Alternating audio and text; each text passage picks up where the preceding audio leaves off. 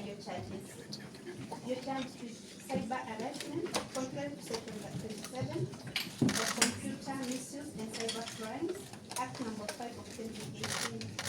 Dated on the 28th day of September 2024 at a known place within the Republic of Kenya, mutually with others not before court, while using X account dumped at Morara, Tabason Senior, you knowingly, without lawful excuse, posted false information to which I quote, William Ruto approached the Langat and told him he desperately needs more money for campaign. Here Langat used his property as security and took big loans to help his friend. Right now, here Langat is being auctioned by banks, and the person who is buying the property is William Ruto. To make it worse, William Ruto has used his powers to undervalue the property to buy them at a cheaper price. That is the kind of a person we are dealing with. He has no friend. Context whose information you knew to be false and calculated to punish and discredit the reputation of one David Langat. Is it so? Before he pleads, it looks like there is a mismatch in the charge sheet, and that it may not be worthy of pleading to this. So we'll be asking you to reject it under 89. If you look at the charge sheet and the particulars, if at all any name was to be tarnished, probably it would be that of William Ruto, if the particulars were not true. It would not be the name of David Langat. So what is the fear of putting the name of William Ruto as the complainant? This is a very, and you can see, I don't know how it has been drafted, but if there was a name to be tarnished here, the person who is looking like ungrateful and not quite a friend would be William Ruto. So I'm urging the court to read the charge carefully and reject it, because it doesn't, something is not adding up in this charge sheet. Even if we go to trial on this, and even if David Langat comes, it will not be sufficient without William Ruto as a complainant. Yes, Your Honor. Just to be first on what's in your hands. Yes, Your Honor.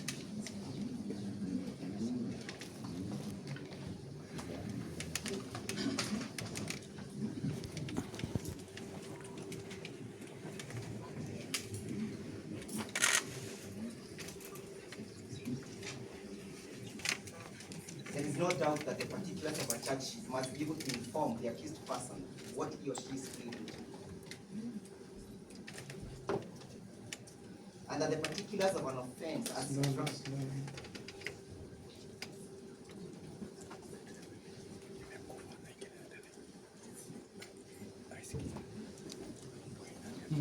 and that the particulars must speak to the alleged offense. They must clearly square out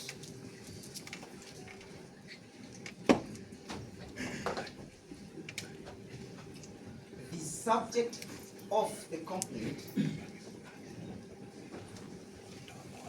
to which our client has been brought to you to plead is one Mr. William Ruto.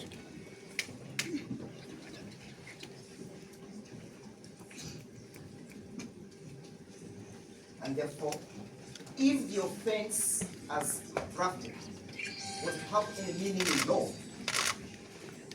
to the extent that our client is able to respond either positively or negatively,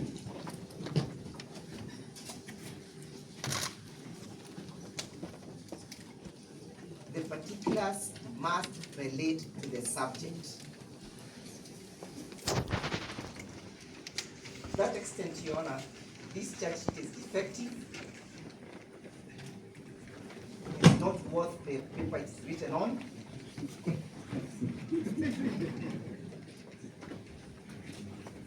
And our client is not able to lead it as the particulars do not inform on how it should be. It does not disclose who is the complainant. Is the complainant Mr. William Ruto or is it D.L. Langat? And this is so important, Your Honor, and fundamentally important under Article 50, in the sense that we shall be requiring the statements of the complainant at the trial or at the fullness of time. So if a charge sheet is jumbled up as it is, Your Honor, it's only causing embarrassment to our client,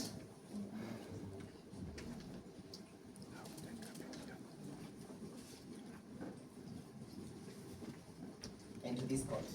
That's what Your Honor, if I may. Yes, Me, the charge sheet brought before you this afternoon, Asha Bashir.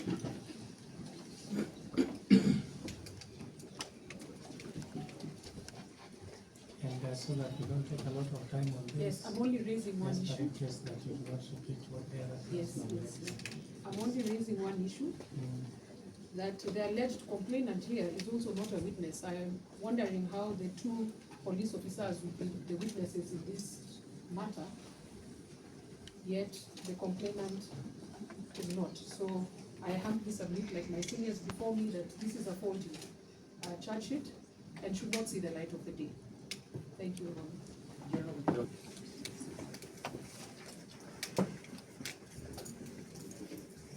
An accused Just person, a moment, Councillor. accused person under Article 50. Nancy, is the voice is on. I think it's on.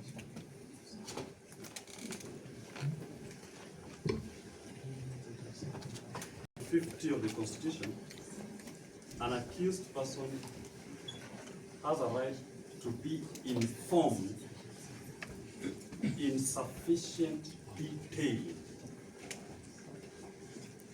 of the charges proposed against him. Sufficient detail. What is presented as a charge sheet, if you look at the count 1, it talks of cyber harassment. But look at the particulars. That is where the devil lies. And where the devil lies, it sets out a purported ex post, but proceeds to show you where he's sleeping. Content whose information you knew to be false and calculated to tarnish and discredit the reputation of one David Langat. This speaks, Your Honor, to a question of reputation, not harassment. Defamation. And if it is reputation, it's defamation. If David Langat or William Ruto thinks that this post has injured their reputation in the eyes of right-thinking members of the society, their recourse is in the civil court. They sue for defamation. And criminal defamation is no longer applicable in our legal system. So that if the particulars presented before you Just a moment. Blood pressure issues. So you need just to check on your voice so that you don't and they go like a butterfly. I go from them and sting like a bee. The butterfly on you. I don't inject. So, Your Honor, that's what I told you. The particulars disclosed in the charge sheet speak to defamation, which is a civil wrong. The count in the charge sheet speaks to cyber harassment.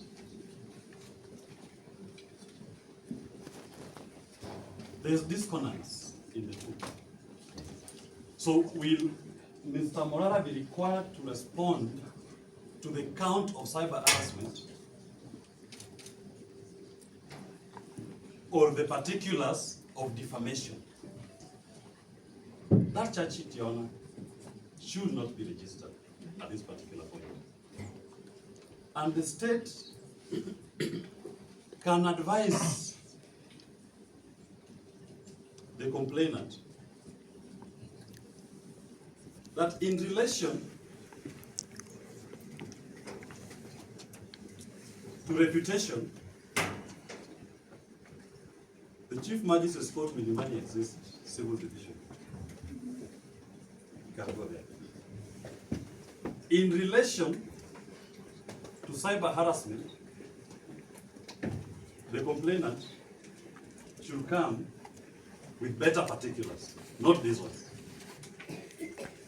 So having dissected those two, the particulars of the charge and the count of the charge sheet,